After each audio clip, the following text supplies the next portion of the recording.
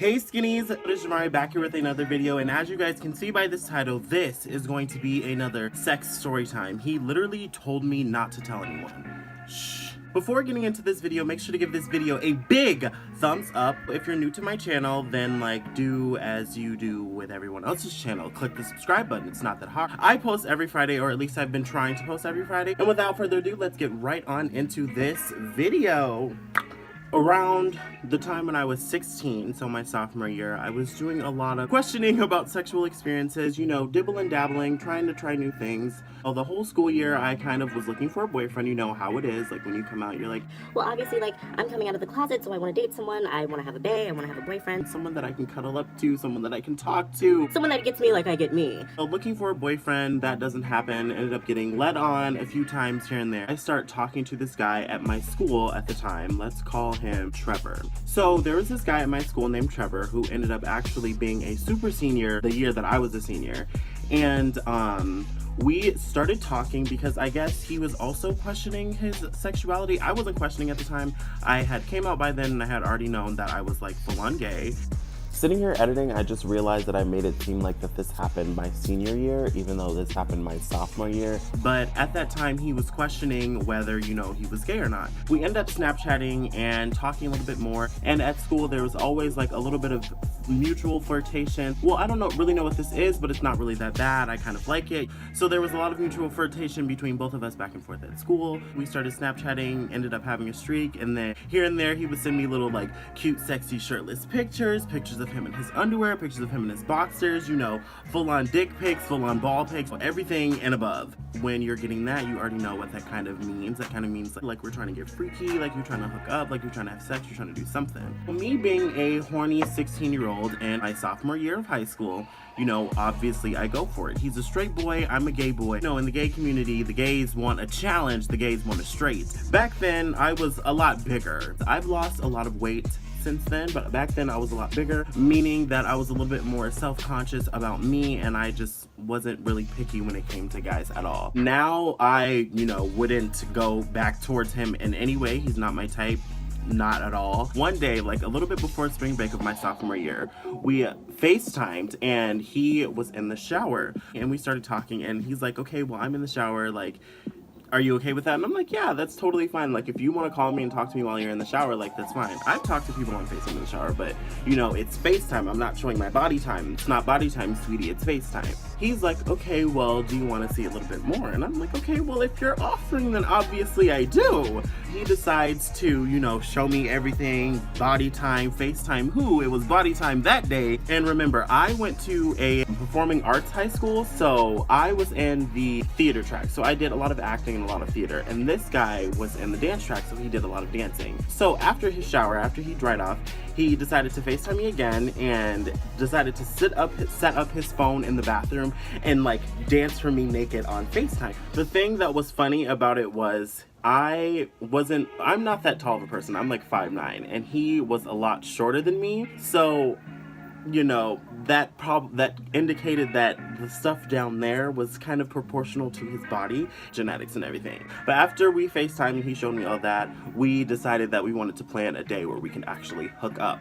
So we decided that right after school on the day of spring break, we were going to go into one of the bathrooms and hook up. Well, my school was in downtown St. Paul, so it was in like a skyway system. It was in like one of the business people buildings. So in the business people buildings in downtown St. Paul, we have like hallways through the like sky, and they're called skyways or whatever. So our plan was we were going to go find a bathroom in the skyway somewhere and hook up in that bathroom and then, you know, take the bus home, having sex at school. So we decided that was what we wanted to do because obviously I couldn't go all the way to his house and he didn't have a way to go all the way to my house, so we had to, you know, come up with some compromise. And obviously we're thirsty little high schoolers, so we're just gonna go for whatever we can get. Right before we leave school for spring break, me and him are texting the whole day, planning how we're going to meet up, and then we end up meeting up at Starbucks across the street from my school, and then from there we leave to go find the bathroom in the skyway to go have sex in. So previously I had made plans with other friends. So my plan was I was going to get out of school, meet him at Starbucks, go find a bathroom, hook up with him in the bathroom, and then go meet up with my friends afterwards. Remind you, I didn't tell anybody that I was doing this with him. I didn't say anything about it. I just kept my mouth shut. I kept my mouth sealed. So we end up going to find the bathroom, and we kind of like go a little bit farther into the skyway, and we end up finding a bathroom that was unlocked, and we went in it and we had sex. I started off and I started sucking that dick. Literally sucking it like it was fucking freeze pop from the ice cream man. After I suck his dick, we're like grinding on each other and like making out or whatever, and he's like, okay, like I want to fuck.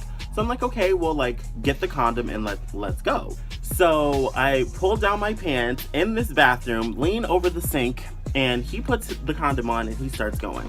And I'm about like 1 minute into us like fucking, like actually like him penetrating me and going in, he pulls out and is like, ugh, I'm gonna come, and squirts.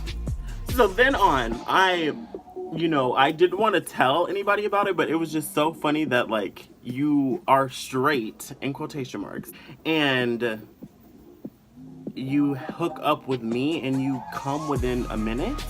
So then it was kind of a joke between me and a lot of my friends that school year that we would like call him 5 seconds. Like it was kind of an inside joke like between us, it's kind of like a joke, when you over exaggerate jokes and like try to make them like seem a little bit more funny and you like over exaggerate them. So like basically like I took that minute and then shortened it to 5 seconds and like gave him the nickname 5 seconds. So before I hook up with him, he tells me that he's never done anything with a guy before and this was his first time ever doing anything with a guy. So I'm kind of feeling special. So after we finish hooking up, we leave the bathroom. He goes his way, I go my way.